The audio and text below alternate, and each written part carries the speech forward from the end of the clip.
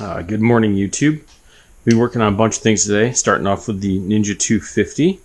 Got some parts here from our good friends up at Hebler's. Let's start off with, we have a new O-ring for the petcock, which we were leaking out of. Yay! So we'll get to not dent the tank. Swap that out. So hopefully it'll stop leaking fuel over my damn garage. That'd be great. And then we got a couple spare bolts. There's a couple on. Oh, I wonder if we covered them up with the fairings. Maybe not. I've got a couple side case bolts that need to be replaced. And then one of the bolts for the handlebars actually was MIA when we bought the bike, so we got that too. Bought all replacement ones straight from Kawasaki because they're just about the same price as hardware store bolts. So I was like, you know what? We'll just get the right thing. Come on, get out of there. Oh yeah, the thing is crunchy. Yeah, so that's flat. It's supposed to be. You know, an O-ring. New O-ring. Oh yeah, this is already going to seal better. I can already tell it's, you know, it's not so squished in there that it'll never exist again. Let me get a clean rag from our clean rag disposal unit, which is awesome. And just wipe this down just a bit. There's like a, I think it's ethanol maybe, just stuck to it. I just want to make sure I'm cleaning it, a good clean surface here. And just my fingernail, I'm taking off some kind of white scaling, which I'm going to blame as ethanol or water that was in the tank, and that could have been most for a reason. We are going to give this tank a vinegar bath soon. There is just a touch of rusting in it, and I did it before on the XS650. I don't know if I was even recording YouTube back then. I don't think I was.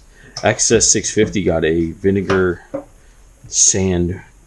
What's the water? It's like purified, but it's not. I want to say dehydrated water. That's not right. I'll think of the term in 20 minutes and randomly come back to it. But whatever that water is that you can put in like your CPAP machine and stuff, Dad's going, not me. I fueled up as much as I can because that prevents it from scaling again. Still trying. Let's get these nice and tight. Okay. Nice and tight. Okay. Now roll the tank down. Shouldn't leak. Problem solved. Alright, that was super easy. One thing down. Oh, don't spin the tank. Now we've got some bolts here. Got a socket bolt 8x20. This one is going to go right up here. The other one was missing. Bolt right in. Easy. Done. We'll grab 6. It's probably way too big. It's probably 5. 6. We're going to go 6. Look at that. 6. I was right the first time. Stick with your gut sometimes.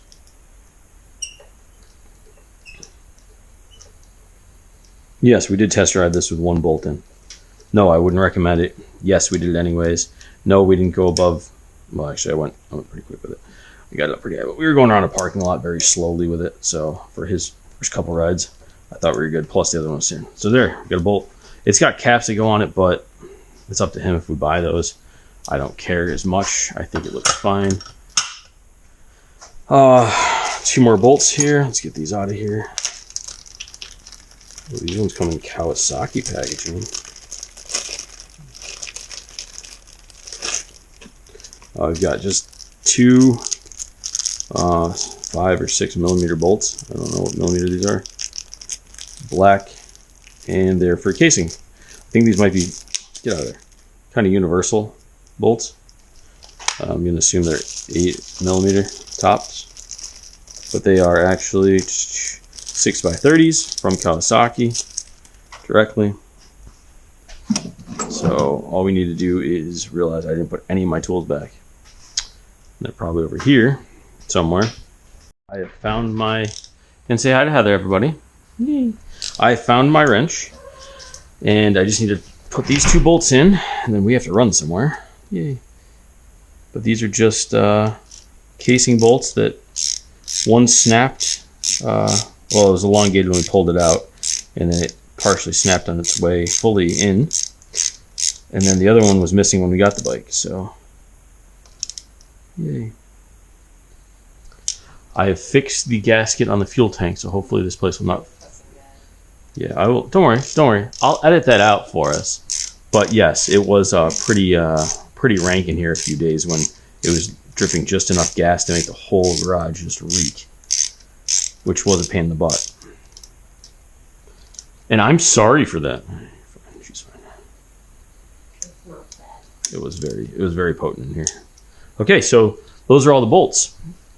Next thing we're going to work on for this bike is locating an airbox for it, and we're going to clean these carbs out one more time, but that'll be another day. So that was a Ninja 250 final replacement bolts we needed. Now we need replacement airbox. Keep moving.